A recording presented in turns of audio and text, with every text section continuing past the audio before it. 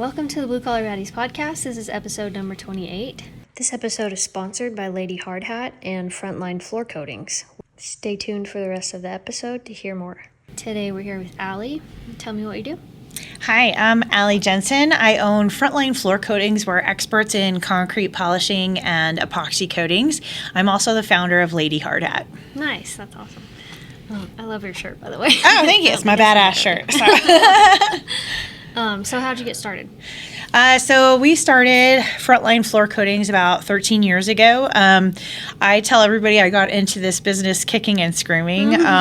So we were approached by a friend of my husband's, and he was looking for some partners, is what he said. Yeah. And my husband's like, hey, you should do sales. And you know, you're so good at doing sales, and we need somebody to do sales for us. So I was like, fine.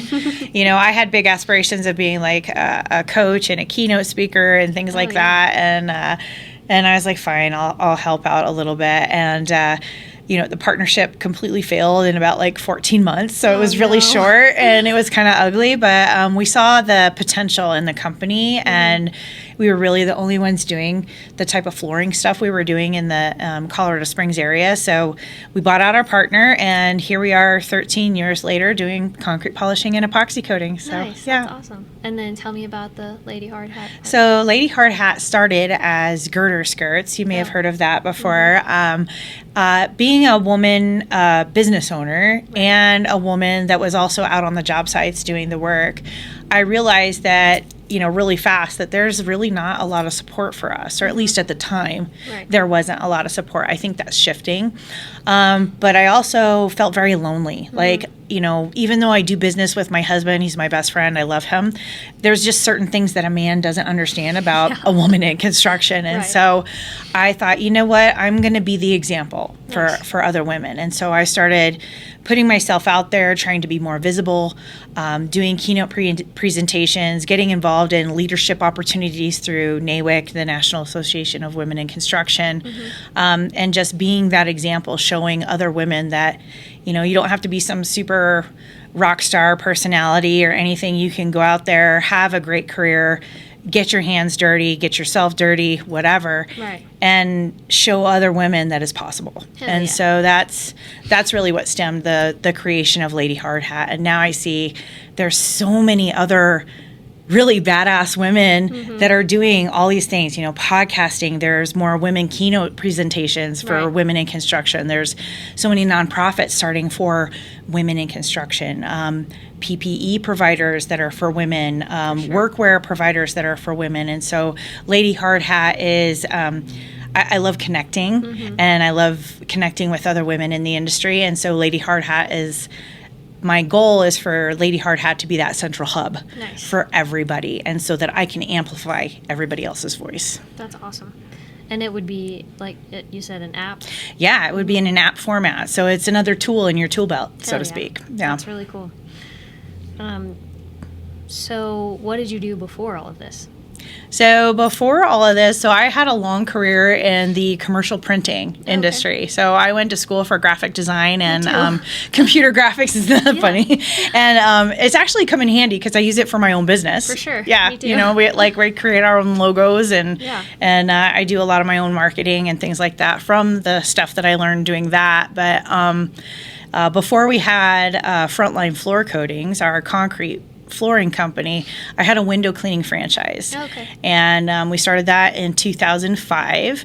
It was our first stab at being business owners. And unfortunately, the economic downturn of 08-09 killed that. But that's okay. This business is much more profitable. So, so it's a lot easier to do floor. Well, I don't know about easier, but it's definitely the profit margin is better for the concrete flooring. Yeah. That's good. So when you were a kid, what did you think you wanted to do? Oh, man.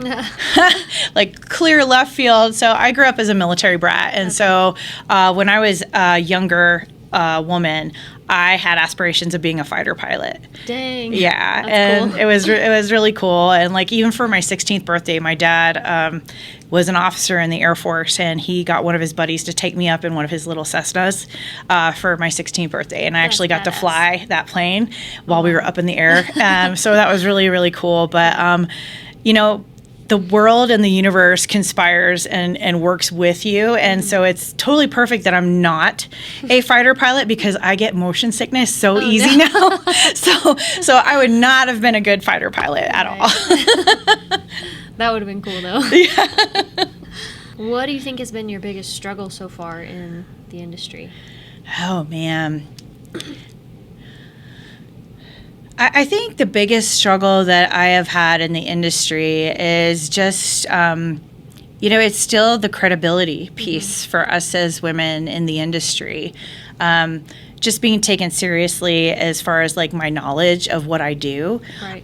That, I actually do know how to install an epoxy coating floor. I do know how to prep the substrate properly and all those things. And over time, I've learned some of the language and terminology phrases that these men, like the men on the site, they want to hear, right? That like they have these like key indicators of whether you're competent or not.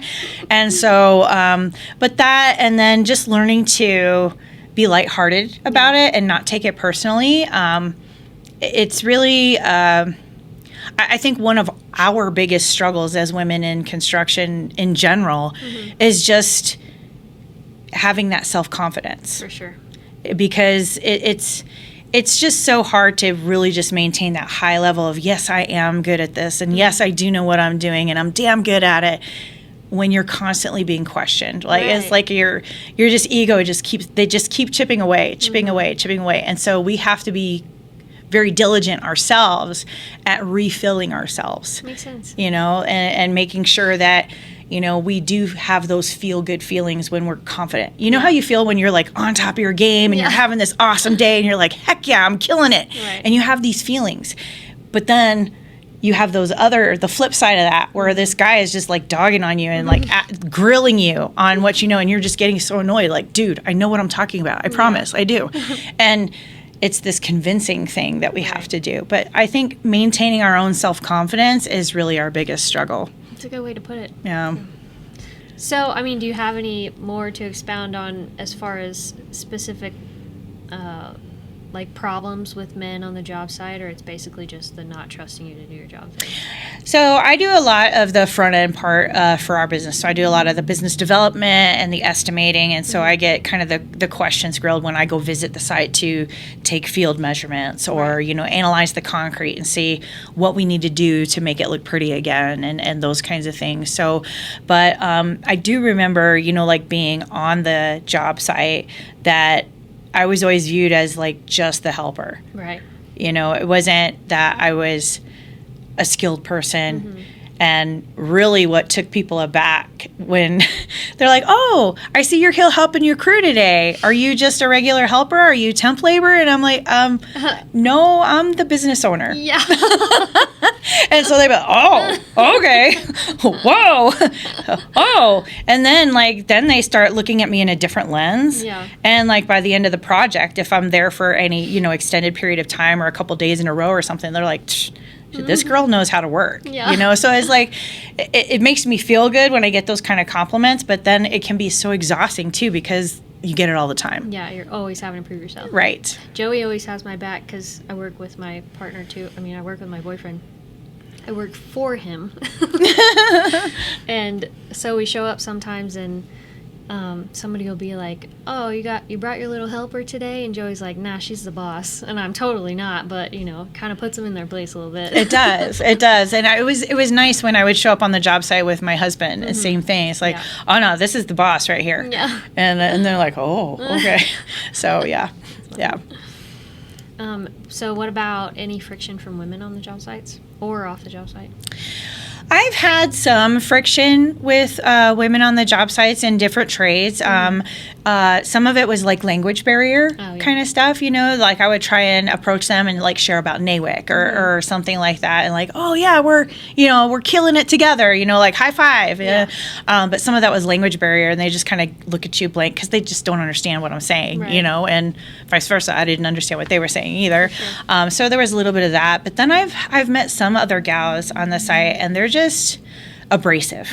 They're and they feel that they need to put that very masculine tough guy act up front, and it's very off-putting, you know. And I think being approachable, whether you're a male or a female, is super huge in construction. It really helps break down barriers with communication if you're just like, hey, how's it going? And or you're willing to receive whatever. They're like, hey, I have a question, you know, or something. Like all the time that we get electricians that are trying to work over top of us, and it's like, I can't have you dropping wire on my floor that I'm trying to grind with a mechanical grinder. Like copper and my diamond bits don't mix. You know, so they would always like, hey, can I put this ladder over here? And I'm like, no, not really, you can't. So, you know, just stuff like that. But just being abrasive and putting that kind of machismo attitude up front, that, you know, and I get it. It's a protection measure. Like I used to do it too. I used to be this like, you know, hey, you can't mess with me. I'm a badass and, you know, all that stuff. But then, you know, as I've been in the industry longer, I've realized that truly being a badass is being able to just work with people and work with personalities and still get the job done at the end of the day. So makes sense. That's a good way to put it. I like that. Do you have any embarrassing job site stories you want to share? Oh man, I do, but I don't know if they're like TMI kind of stuff. I don't know. If you don't like it, we can edit it out. Yeah, well, I think a lot of women on the job sites, I think we've all experienced times when it's like that time of the month. Yeah. Right, and you know, you have unexpected leaks that happen. And so that's really hard to deal with because, one, you probably don't have a change of clothes. Right. And two, you're trying to manage things in this confined box space of a porta potty with nowhere to set anything down that is remotely clean. And you know, just trying to navigate all of that. And, you know, I've had to go home, leave the job site, go home and change clothes. And of course, then that's, you know, they're like, rah, rah, rah, rah, we're losing production time and you shouldn't be taking this long of a break and yada, yada. And it's like, it's life. It happens, you know? So I think, you know, if we had more accommodations for women when it comes around menstruation and like, it's just a natural part of life. Like, you know, it's like, it seems like this taboo subject, especially for guys, because one, it makes them uncomfortable, and it's like, okay, but it's still life. It's biology. Like just be glad you don't have to deal with it. Exactly. I mean, it's like if you have an upset stomach, you know, and you've got to go to the John a few times a day, and because you've got an upset stomach, you ate something bad or whatever. It's not much different than that. Yeah. It's just a different bodily function, and so I think having more acceptance and a little bit more lax rules around break times and things like that. And it's not making special rules for women. I think it's just making exceptions for everyone. Like we all have times in our lives where we just can't control what happens with our bodies. It just happens. And so just stuff like that was pretty embarrassing. And then I think there was one time I kept trying to, I was using a drill to screw in a piece of wood. It was a piece of hardy board. We were trying to do like an integral cove kind of thing. And so we needed to put cement board along the wall just below the drywall. And I'm sitting there fighting with this drill and this screw. Well, it turned out that the drill was set to reverse to unscrew the screw. So that was pretty embarrassing. I'm like, oh, yeah, I'm a woman in trades. You know? I don't know how to use a drill. So I think that was just one of those like, oh my gosh, I can't believe I did that. So that was kind of embarrassing. But and I'm sure it happens to guys too, but it seems like a bigger deal just because we're women. Yeah. They're like, oh, there it is. There she can't reuse the drill. Right. So, yeah. So that was embarrassing. But, you know, again, if you can laugh at yourself, it's not as bad. For sure. What's your favorite tool? Ooh, my favorite tool. I really think my favorite tool is our propane burnisher.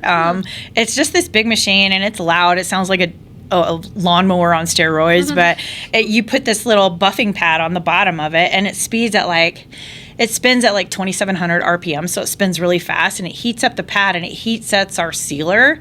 And when you're running it, it's really fun because you can see the shine just pop up, so like you can see the rows that you're making in the floor and stuff like that. And it's like the final stage of a polished concrete floor, and so you're like, yeah, this looks good. Satisfying. Yeah, it's very satisfying. Nice. That's cool. Is there anything you feel like you're missing out on by not having a typical job? I would say it's kind of it's a give and take. Mm-hmm. I will say when my kids were younger, I did have feelings, and I struggled with feelings of being like robbed of time with them. That, you know, because of this deadline, because I don't have employees, I have to be on this job site and I can't go to somebody's game, or I can't be there for their recital, or, you know, whatever it is. So I did miss out on some things like that. But, you know, now that my children are adults, they have such a massive respect for me. That's awesome. And I'm very proud that they feel that way towards me, and that they're very proud of the work that I've done.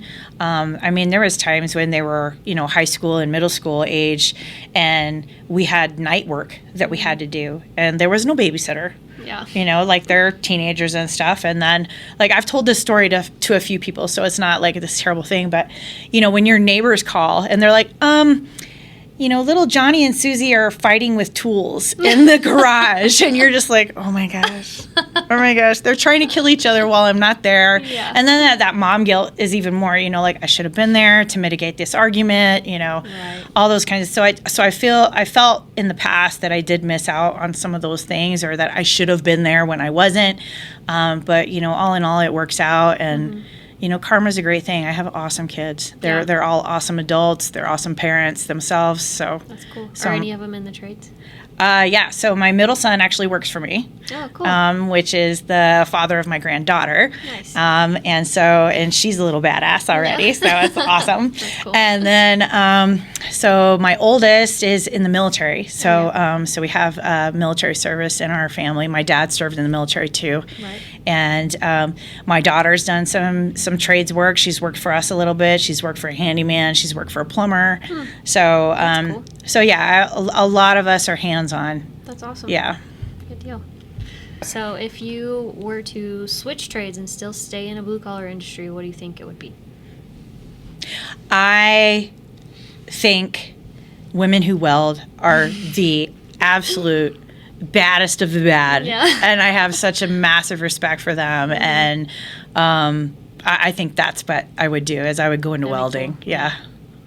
It seems like there's a lot of them coming up. Like, Yeah. That's cool. Yeah. Welding, or I would go into like mechanical, like automotive. Yeah. That'd be cool. Because I'm a car nerd. I love cars. So I'm a little bit like, I have a first gen that I'm trying to revamp, and nice. I don't really have time. But Yeah, I know. I've got my project car parked on the side of my house too. So If you had advice for someone who wants to be where you are right now, what would you tell her?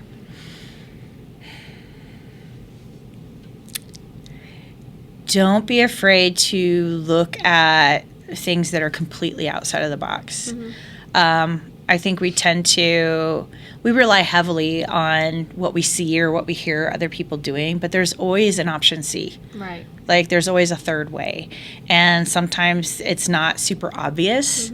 So give yourself time to figure out what's that third option. Like sometimes it seems like very clear cut. Well, I just have to do this because that's the way it's been, or that's the only example I have to see. But don't be afraid of that third option. There's always another way to make things happen, or to get to the goals that you want to reach by non-traditional routes. You know, whether it's funding, whether it's getting some help for your business. It doesn't have to look like the status quo. It can be something different as long as it works for you and the goals that you want, and it works for your helpers that you're bringing in. Then it's a good solution. It doesn't have to be the standard status quo solution. It can always be something different. It's good advice. Think outside the box. I like that. Yeah. So what about boots and jeans and PPE? Oh man, I've tried a few. Yeah. So for me, I have like little like dwarf hands. I have very very small hands and very short fingers, and so finding gloves for me has always been a challenge.